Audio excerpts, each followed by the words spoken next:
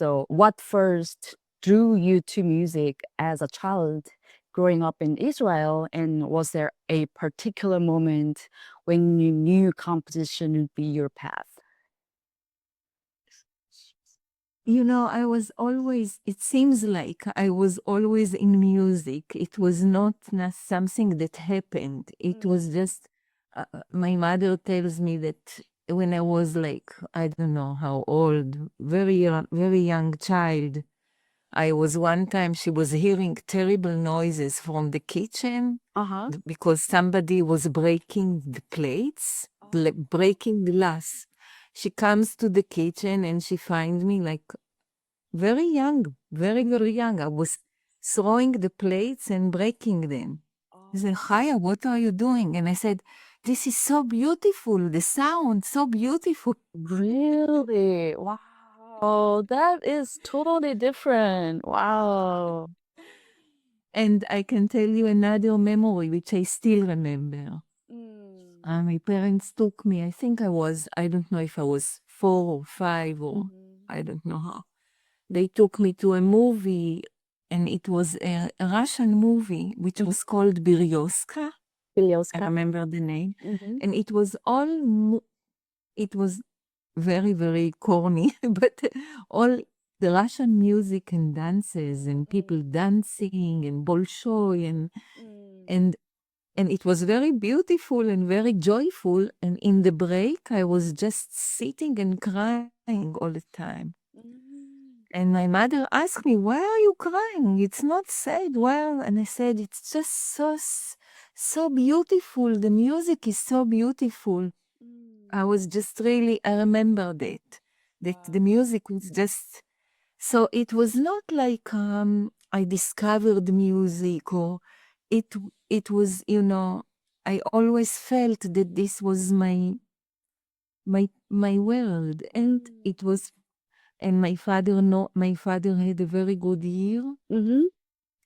So he discovered that he knew I have absolute hearing, and he was teaching me to sing Russian songs, the second voice, from the age of, I don't know, 4 or 5. And then at the age of 5, I started piano. So, my childhood was already in music. So your father was also musicians, or how? Look, my parents were both Holocaust survivors. So, Yeah. my father did not have time. He was alone in the world in the age of 14. 14, he didn't have any more family. Right. Well, he raised. Yeah, so he, like many children today in Gaza, but differently, but same situation. Anyway, he didn't have time to become a musician. He was playing the accordion, because he was self-taught and was able to, but he was not a professional musician in any way. Right. Wow, that's amazing. Then musical inspiration from the aside from your loving sound, then education from piano will be the first instrument for you? Yeah, exactly. And so I played, and I was never so keen about playing. Oh. I really was not practicing, and I had to, and Anyway, but at certain point, I think it was the age of 13, around the age of 13, I had the need to write a song. And I wrote my first song, and then I started writing this kind of, I wrote pop music, basically songs. And my piano teacher was wonderful, Shoshana Fasher-Herling. She really understood that I have a need to create, and she helped me. She took me to people, and she encouraged me. And so by the age of 14, 15, 16, I was actually really writing a lot of songs. Oh, wow. By the age of 15, I had my progressive rock band. Wow. So that's how I started. Wow. But then after high school, you moved to different country or how? No, so in high school, I had my rock band. I was the pianist and the singer, and I had these 3, 4 guys that were amazing and are still musicians, most of them, rock and jazz musicians. Oh, wow. Yeah. And then my music became, we even had a small fan base, our group, Pandora Box. And then my music became stranger and stranger and stranger, started not having a beat, started being a little bit atonal. It was slowly going, I was actually doing the history of music in my own music until I got into without knowing, very naturally. Right. And so at a certain point, my friend said, Chaya, what is that? This is really weird. You're not anymore. It's not rock. It's not progressive rock. It's ultra progressive. But maybe you should just go to the academy. Aha, I see. Oh, wow. Do you So remember? I decided to, I decided to go and study. Yeah. Ah, okay. So your first uh study was the music composition? It was in the academy in Israel. Ah, okay. Wow. So do you still remember your first music composition in college and performance? It's quite a long time, but I'm curious. I'm How was it? trying to, Uh-huh. well, I do remember the first years, let's say, in the music department. And I was, everybody knew, or let's put it this way, I was very confident and I was very appreciated, but at the same time, not always understood. Aha. So I had, let me just close Sure. the door for a minute. Sure.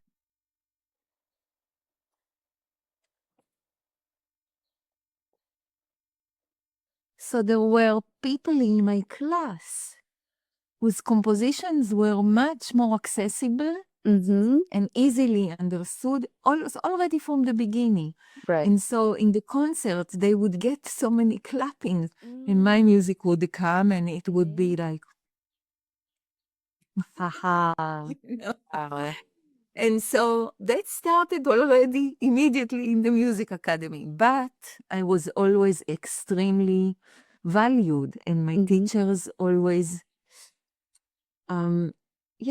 were very, very confident about my work. So that was a very supportive environment, all in all. Right, right. Wow. That's very inspir inspirational. Inspiring. Yeah, it's because I don't know how many student composers have confidence about, their music at the very beginning, right? I mean, after step by step, training, and then finally, get to know one at a time, right? But you already have this your own musical language in your body or in I environment. don't know if it was yet my musical language, but there was something that was Yeah. personal. Right. Yeah. I like the personal of yeah. So I mean that's kind of connect to your probably seeding your philosophical or future creation maybe already seeding at the moment, I guess. Um so when did you decide to study abroad? Well, it was very, very natural too. I was studying at the academy. I was 6 years in Israel studying until the age of 25. Mm-hmm. And then I really wanted, I knew that there was no decision. I knew from a very, very, when I studied, I knew that the next stage will be to go abroad. There was no question for me. Right. And then Dieter Schnabel came to visit in Israel, Oh. and I had a very nice connection with him. And so my teacher, Abel Ehrlich, who was also from Germany originally, said to me when I was talking to him about the next stage, he said, "You had such a connection with Dieter Schnabel. He is a very good composer. Why won't you ask him?" So I called, at that time there was no email. I called Dieter Schnabel Uh-huh. and I asked him, and he immediately said, "Yes, please come. I would be very happy to work together." Oh, wow. So I came. I then applied to the DAAD because I come from a parents' house that at the time didn't have any money. So I had to get a scholarship, and I was able to, through the DAAD, for which I'm very grateful, not the Berliner program, but the study program. They supported me for 2.5 years, for 2 years, but I saved and it was 2.5. And I was able to be in Berlin and study with Dieter Schnabel. I see. So you also have earned your PhD in USA, right? So you UC San Diego.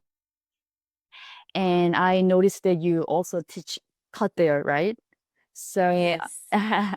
so you had this unique experience of being both student and teacher at the world's most prestigious institution. What did you learn about your own creative voice through teaching others? Yeah. Yeah. I mean, UCSD was a very unique school when I was a student. And I think it still is to some extent. But it was the school it's a bit different now, but when I was there and before me, it was a school where composition was in the first place. So, in Europe or in many places that you go, when you have all the instrumental teachers and all the other professions, or musicology or ethnomusicology, composition is kind of like hanging in the end, trying to fight for its livelihood. Right. And composition is very grateful when you give them something. Right. In UCSD, it was exactly the opposite. Composition had, and it's a pity that it's always hierarchical, but that is the nature of the beast in academia to some extent. So composition at UCSD had the first place, and everything else was tuned in order to help composition. When I was a student, for me, it was just like unbelievable to come to a place where the players would like to play your pieces because they are interested in 20th century music, that you have so much support from everywhere. So it was a very, very special place, and we had a very interesting cohort. This is where I met my husband, Stephen Kazuo Takasugi. It's the CSD. Yeah. And so, and I had fantastic teachers. At the time when I was a student, we had Brian Fernihau, Oh, okay. Juji Wasa, No, okay. Wow. Ran Steiger, Amazing, amazing. Wow. and my own dissertation advisor, the teacher with whom I studied 6 years, Roger Reynolds. Oh, okay. Roger Reynolds now he's 90 years old, but he is one of the best teachers in the world, Yes. I believe. Yes. Yeah. So I've learned a lot from him. 6 years of knitting once a week. Wow. And I've learned a lot from him also about teaching, not only about my own music. So,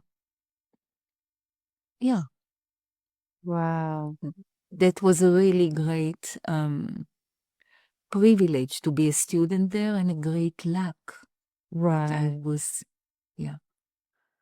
Wow. Do you have any gap year between being a very professional composer after graduation, or you just have right into just work as a composer and an educator?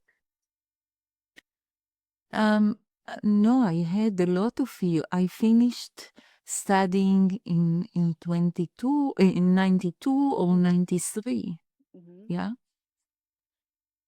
And then we had nothing. Stephen and me had basically, and we were sitting with Atlas and saying, okay, what do we want to do? And we both said we want to go to Japan. Oh, okay.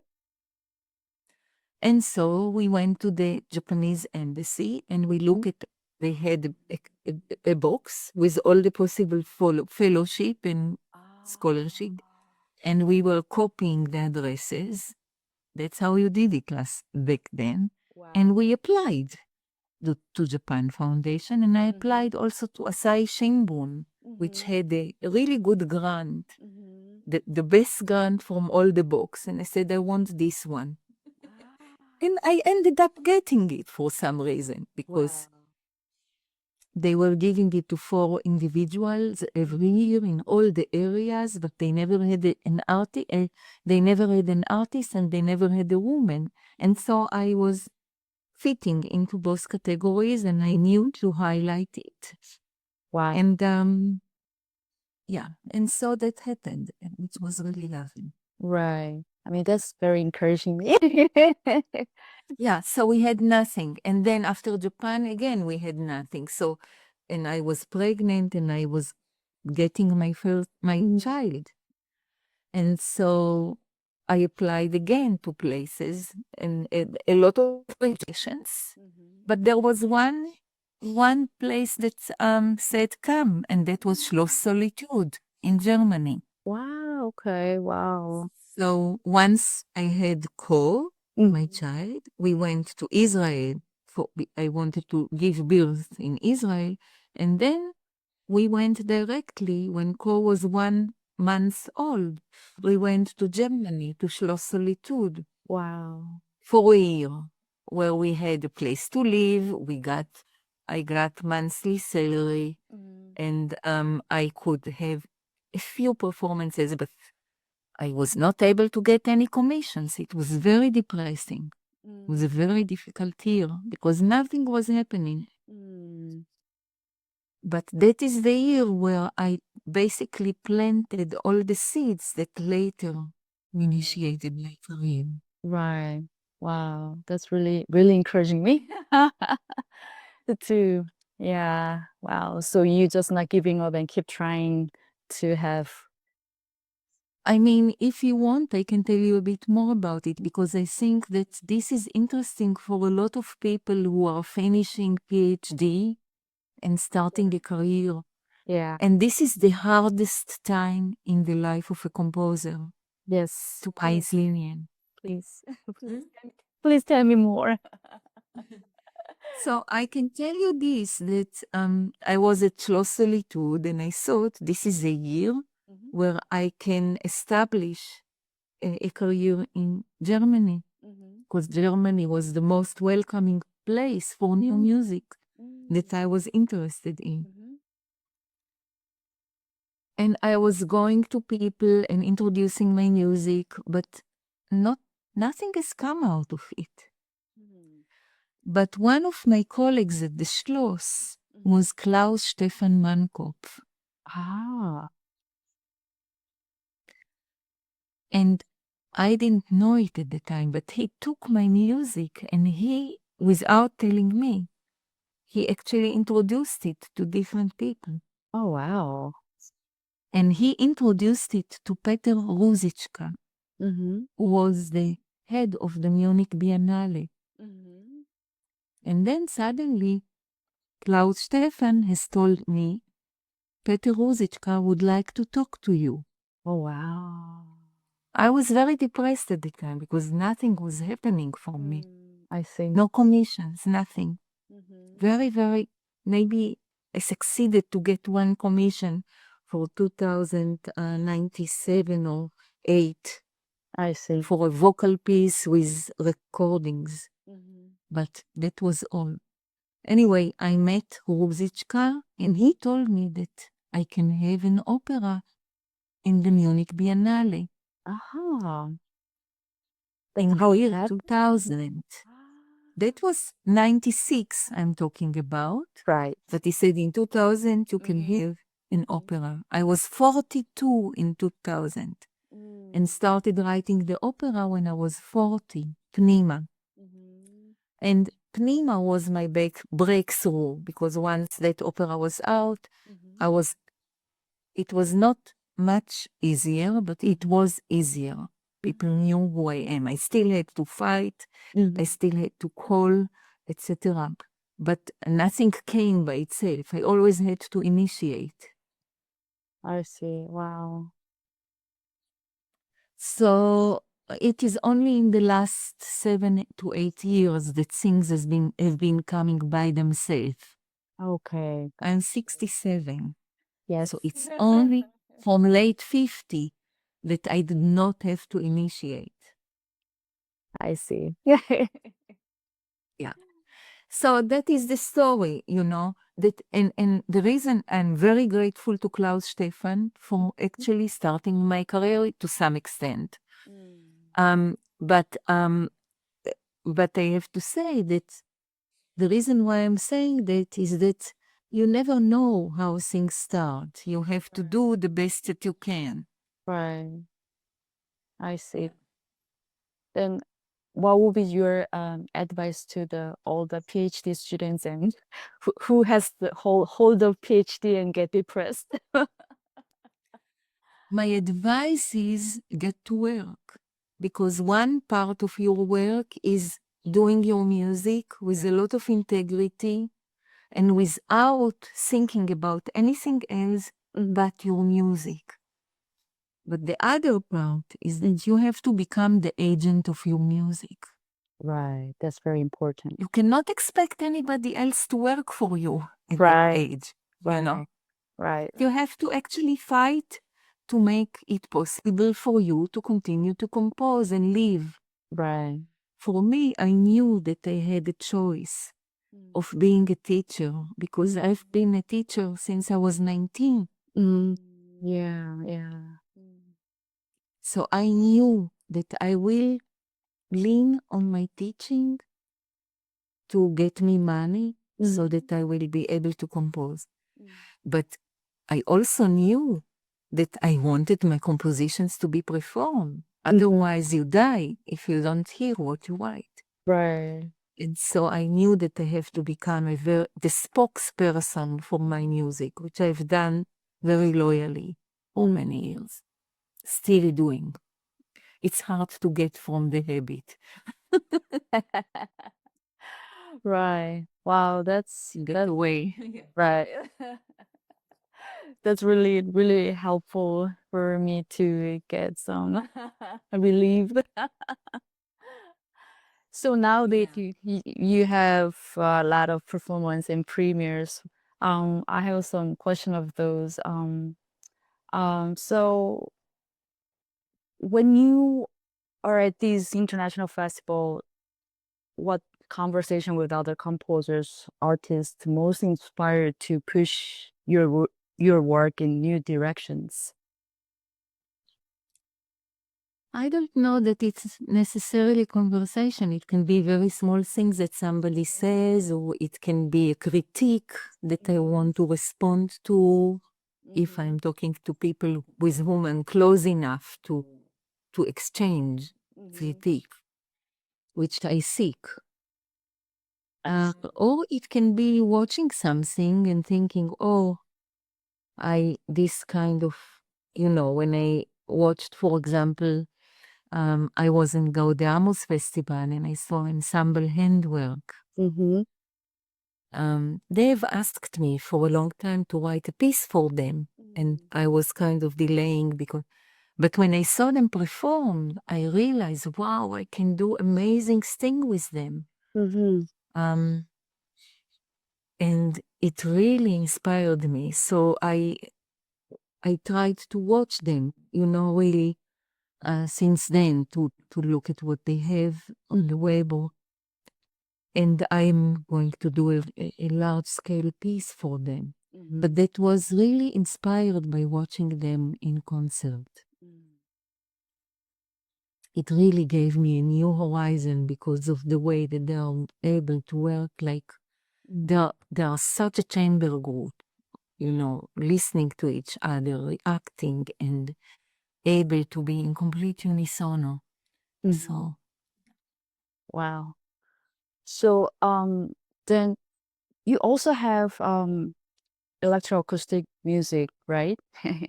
So I was curious, your work often integrates into electronics with acoustic instruments. And how do you approach that conversation between the organic and the technological? well, I have to say that without my collaborators, I would not be able to do anything. And when I say anything, I mean anything. I see. So I'm from the generation, when I had at UCSD the possibility to study computer music with Dick Moore, who was one of the beginning, promoters inventor in that area. I realized that if I wanted to really give myself the time to study this, I have to not compose for a year. That's how it was at that time, because there was so much to learn.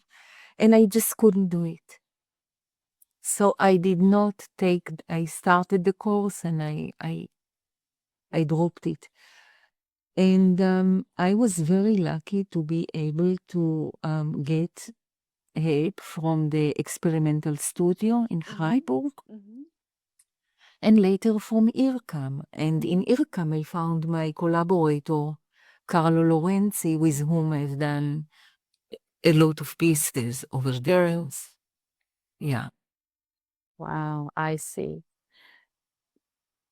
I mean, for me personally, I have sort of pressures to learn those things and, get better, more skillful composers. But I think of from your story, it's a good idea to find a collaborator to get work together to do so. No, this is an area this area develops all the time. Right. And in order to also be, but I have a lot of students who have the basis. So, they are able to adjust and they do things by themselves and they look at Ash Fury and what they are doing. Amazing. And they don't need anybody to help them. Right. So look at Clara Yanota. All these people who are doing things with Kelly Sheehan. These are students of mine, definitely Stefan Prince, Yeah. students of mine that are by ex-students, former students who are by now colleagues and have amazing, amazing inventions and amazing careers. And what they are doing is they do it by themselves. Right. I'm very jealous. I see. But your music is just not competitive to anyone. Especially my personal Each opinion. of those people have their own. Right. I didn't mention a lot of others, and I'm not being too selective here. I just the first name that came in. Of course, there are many others that I thought were not less interesting. Right. Wow, interesting. So, I have a little more questions about extended technique of your music. So when you working with performers on extended techniques, how do you communicate what you're hearing in your mind that goes beyond traditional notation?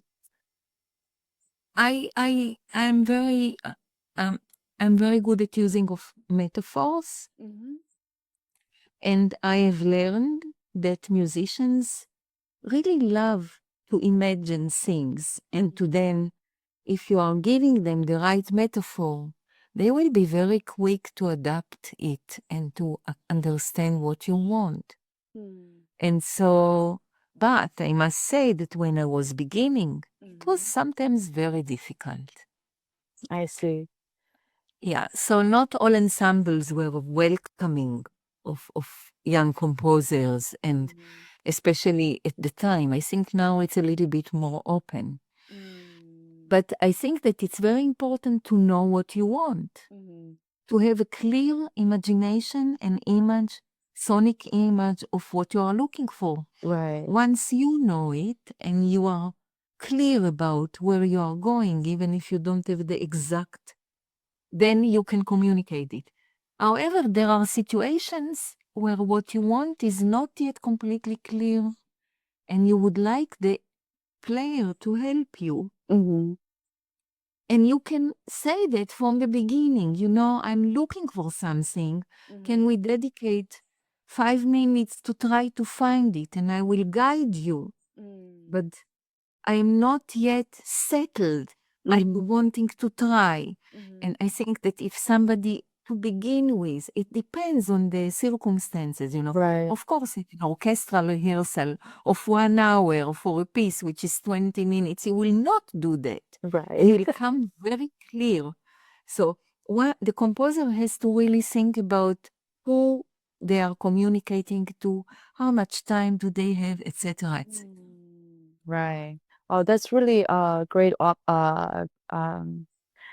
suggestion and advice, because some of my friends composers or student composers or even me, sometimes it's kind of hard to communicate with the like sound what I really want to express.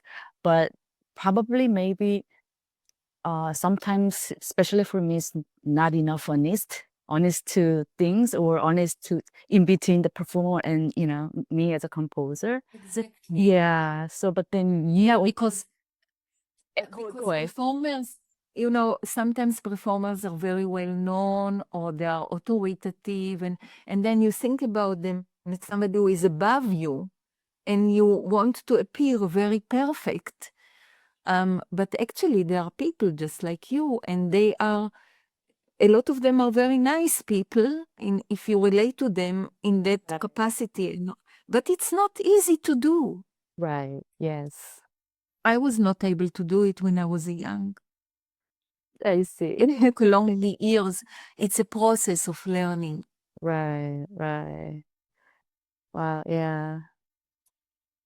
So, I mean, every single answer make me thinking very deeper levels. So, so thank you so much. I'm so I don't know, so happy happy now. Thank you. Thank you too. So my next question will be so you spoken about sound having physical properties. Can you walk me through how you think about sculpting sound in three-dimensional space? That's a very, very good question. It necessitates a lot of time, which I don't have, which will have, but I will just say very simply that, people used to talk about polyphony. And first was counterpoint, tone against tone, and both tones, both lines are on the same level, but they are just, yeah. And then you have polyphony. Polyphony, some voices you hear more, some voices you hear less, which means that there is already a differentiation of something closer to your ear, something a little bit maybe more remote. Right.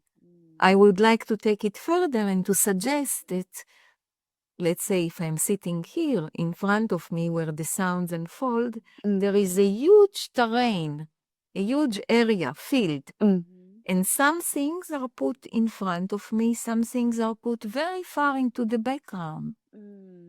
So I really place voices or events or instrumental groups or a soloist or an orchestra or parts of the orchestra in different places inside this terrain. Wow.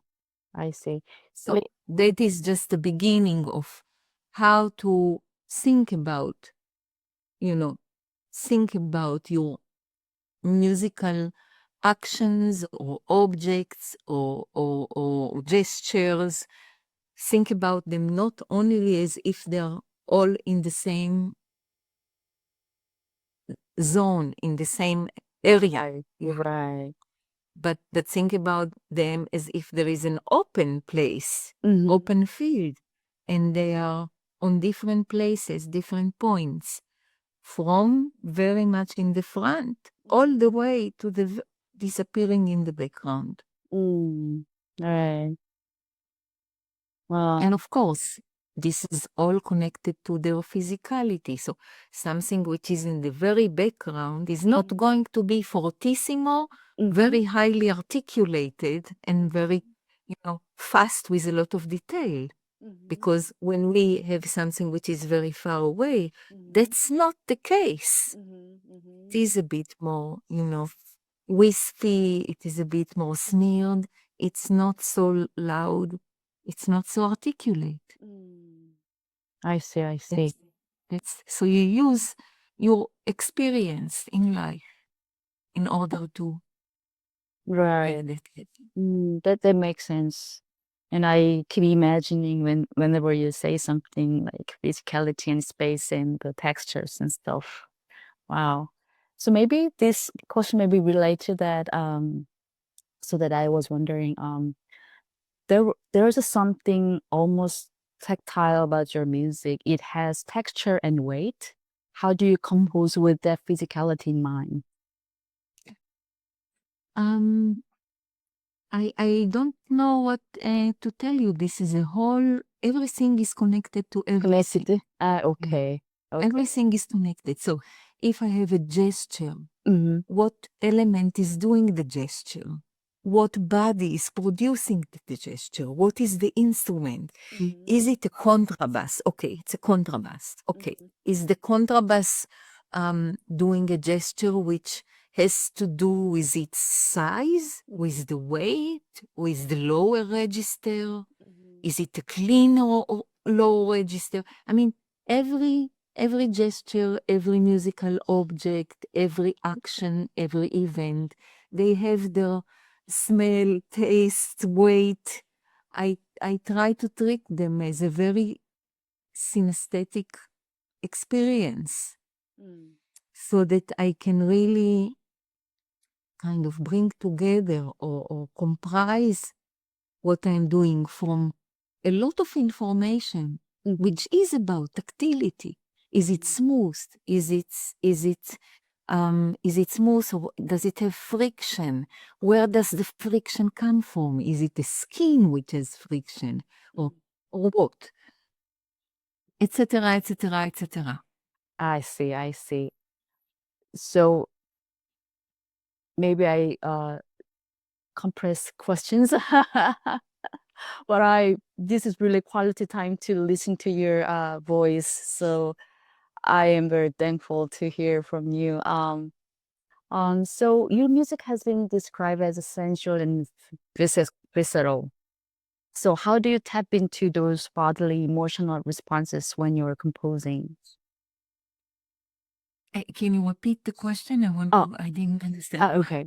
So your music has been described as sensual and visceral. Oh, that was the last question and the last answer. Oh, it's the covers. Okay. Okay, got you. Yeah. It's the same thing. Right. Because when you are thinking about something and its tactility, and when you are thinking about something and what its weight, what its fat, what its smell, then you are dealing with its physicality. Right. I see.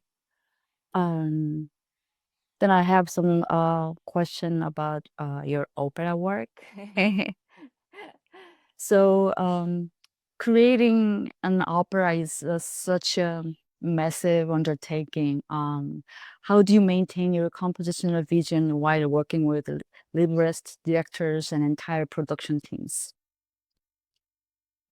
Well, I must say that so far, except for one experience which never came to fruition, I have been extremely lucky to have the best collaborators but I also, I think, insisted on having people that to be able to, for the most part, to help to choose. But also when I was asked to write an opera,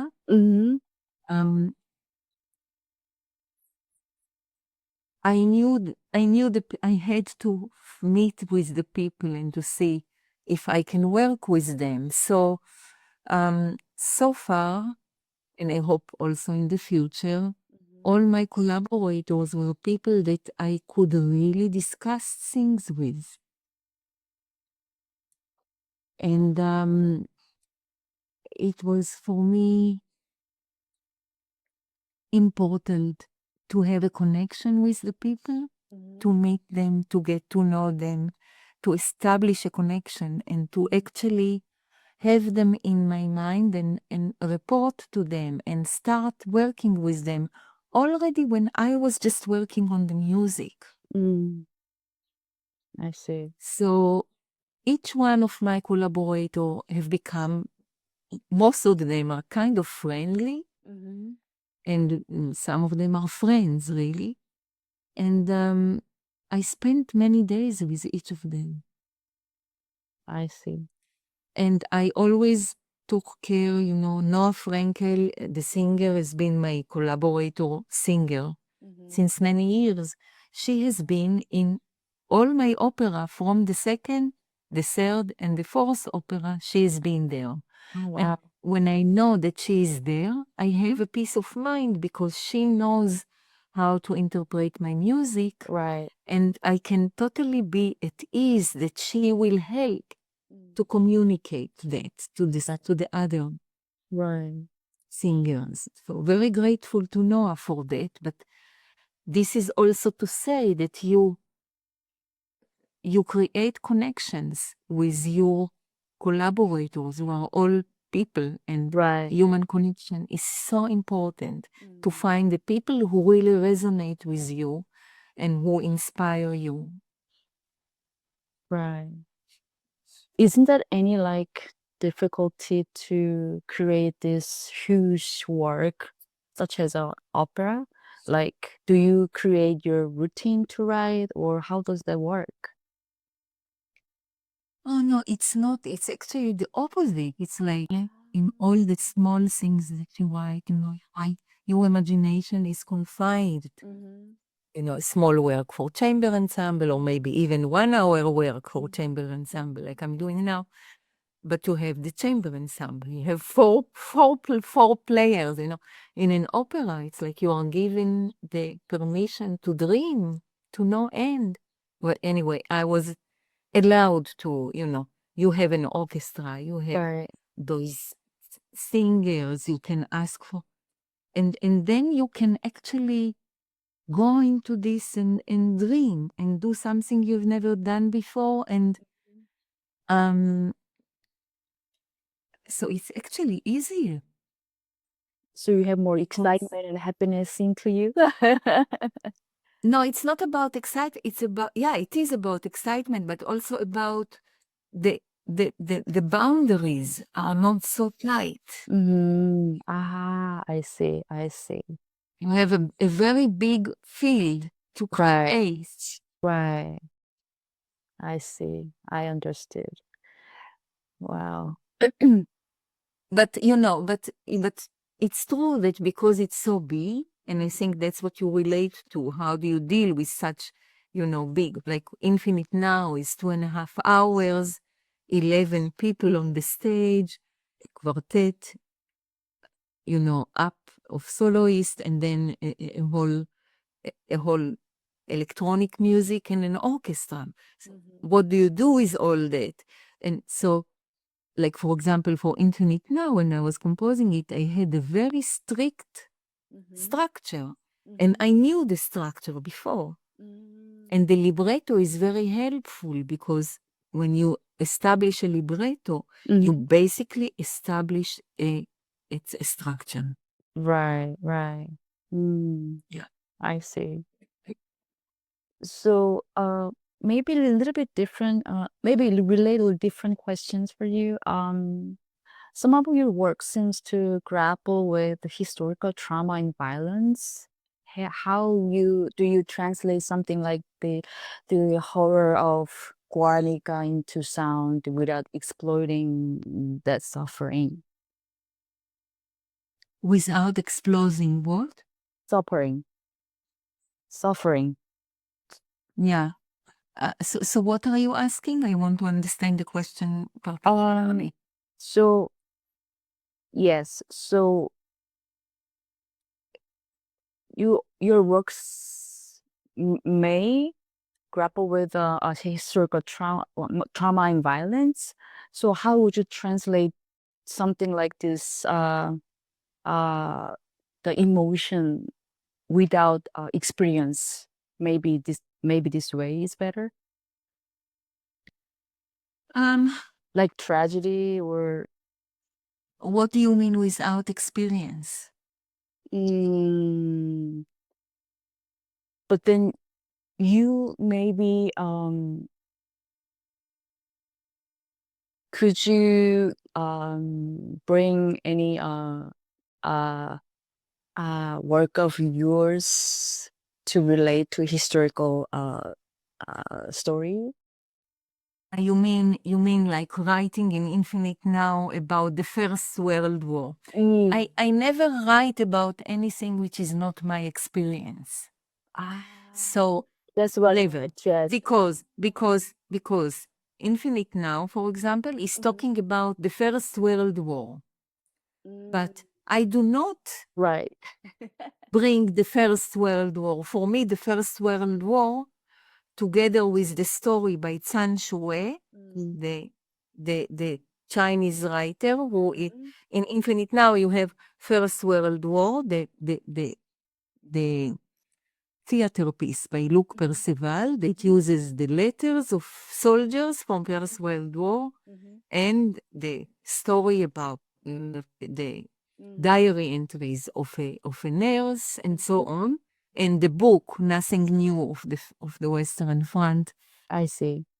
It is one hand, and then I have Zhang Shuwei Homecoming story on the other hand, and the connection between the two things and the way that I structure it is for me a metaphor for how I we see. continue during a difficult time. So I'm not illustrating Right, First right. World War. I see. I I'm see. not illustrating here. I'm using riding on both of those texts in order to highlight something which I want to understand myself. Mm-hmm.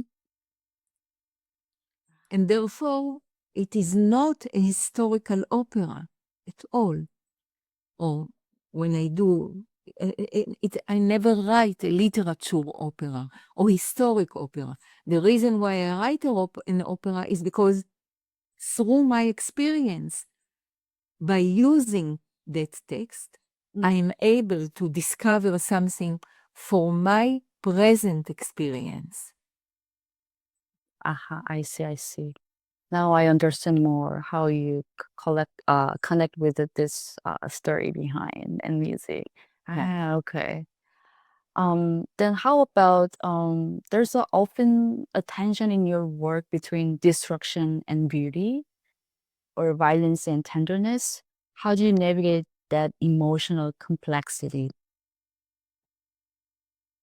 I don't need to navigate. It's all around us. So, I don't know exactly the point of the question. If you can explain to me exactly Well, what okay, so now I understood you're using the story of a book and make it as your musical material.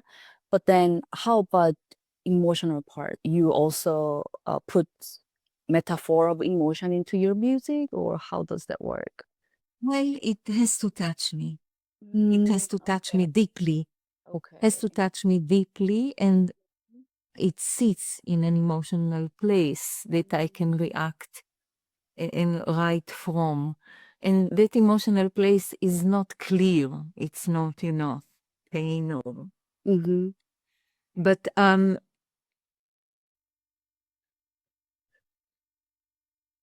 it's almost like I can't explain it exactly. It's not, I don't think in emotions. Because for me, emotions are already something very, when you say something is sad or something is, I think more about how something reacts. Is it fragile? Is it resistance? Is it, as I said before, is it smooth? I think very metaphorically, but it's not metaphorically as something that I'm dreaming about and I'm trying to describe in a metaphor. For me, the metaphor is a kind of an invention that helped me to find the way toward something that I don't yet know. So I don't know how it feels. Through the music, it tells me how it feels. And then I learn more and more about it. I see, I see. Okay. Then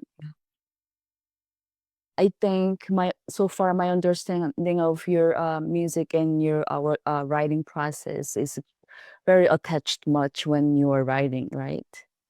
Attached to each other and react to each other. Yeah, exactly. Yeah. Wow. Exactly. I see. Yeah. It's a very interactive Right. Right. Yes. Yeah.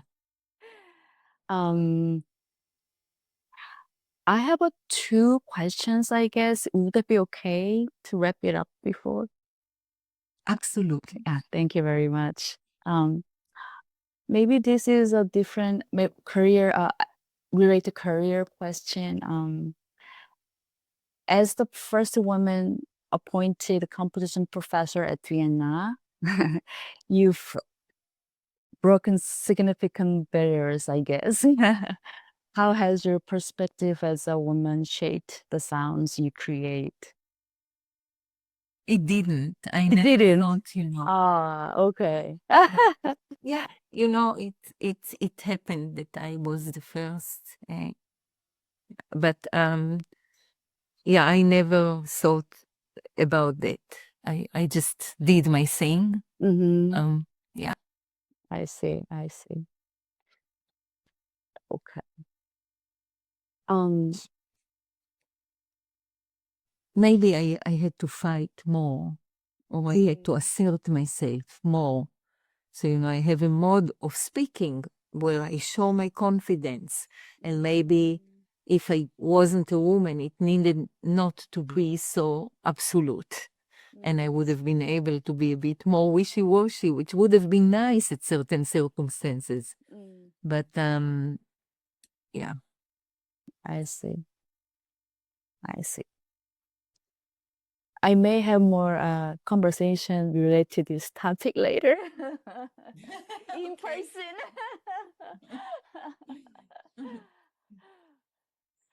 um, so it's a relate to Alex Ross question. When critics like Alex Ross call you our greatest living composer, what do you think they're hearing? Oh, I was so complimented. At first, I was laughing because I felt that was, first of all, it's not a competition. Yeah. And second of all, it's greatest. What does it mean? But I was deeply complimented, and it immediately went on my website after I discovered it, because one of my former students sent it to me, and then when I saw it, and but yeah,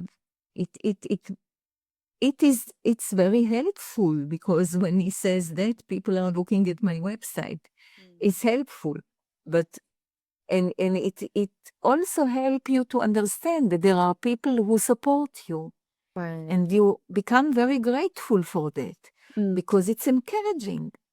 Right. And we need this encouragement. So I have been grateful to Alex Ross for very long-term support, which is for me very rare in America. And I think that if anything is happening for me in America, I have a few people to thank for. My publisher at Short, Norman Ryan, who have done a lot, but also Alex Ross, among others that have been trying. And so, you always have people that are helping you and supporting you, and you can really be grateful for it. I'm very deeply grateful for that. So you have like communities who support you, like close friends? No, I wouldn't say that.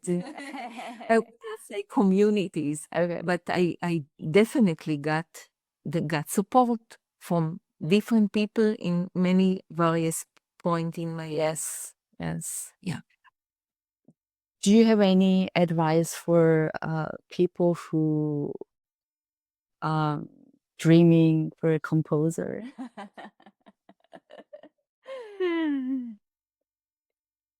Nothing. I mean, you have to be loyal to yourself. That's the biggest advice. I see. And always learn. Continue to learn. Continue to learn. And seek where you are confident, but with open, being open to critique, to understanding, you have to grow.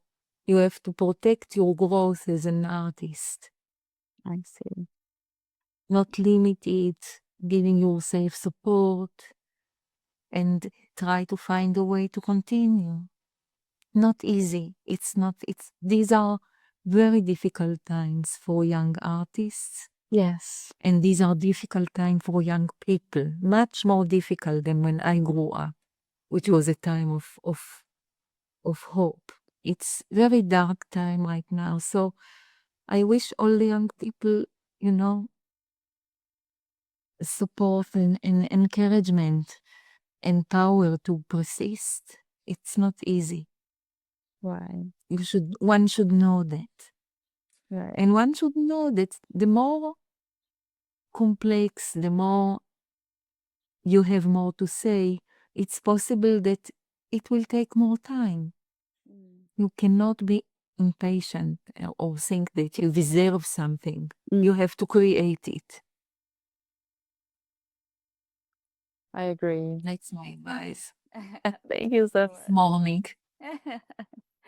Do you have any current project or premiere in near future? Yeah, I actually have a very, very full summer. I'm going to go on Tuesday, and I will have a Spanish premiere of Fast Darkness 1 with Enigma Ensemble and Sir Puga, the conductor. And then I will go to, before that in Vienna, I will have a Fast Darkness 3, which has been performed many times. But it will be performed in Vienna Festwochen. And very importantly, I will have the next two performances. First is in Cologne with VDR. Oh, okay. Sophia Ehrenberg and Keren Motzeri with the orchestra. The piece No, my protest piece, for two singers and two orchestras. Antiphonal piece. Oh, wow. That's going to be in 21st of June. And even for me, more important, because this is a German premiere, but the piece was already done a month ago in Los Angeles. But very important is the premiere of the piece, The Divine Thawing of the Core, The Divine Melting of the Core Thawing, by Claire Chase and a group of about 23 or 4 players. And that will happen in Darmstadt Ferienkurse on the 1st of August. And this is 1 hour long piece for many instruments, for a small orchestra and contrabass flute. And will be done with Claire Chase, and Vin by Koizibomi will be conducting, with whom I've worked before. And I'm looking forward to it very much. Wow, congratulations. Thank you. Thank you. Do you have any premiere in Korea? Have you done anything? No? It's been long time since I've been in Korea. I would love to come again. Yeah, right? In Korea, in Yonsei University. Ah, okay. It was Okay. many years ago. Then how can I introduce you to Korean students? There are a lot of there are a lot of students who are really love to meet you or learn from you. So I really want to connect in between. So Yes. Thank you.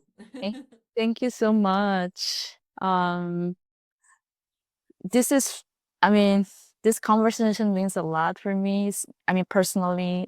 So it's such an encouraging time, and um, I don't know how to say. Can't thank enough for you. No, I'm grateful to you as well. It was a lovely conversation. So thank you and good luck to you. Thank you very much. I hope in connect with you in the future and have more conversation continue with you. Thank you. Bye-bye. Bye. Have a nice rest of the day. You too. Thank you. Bye bye then.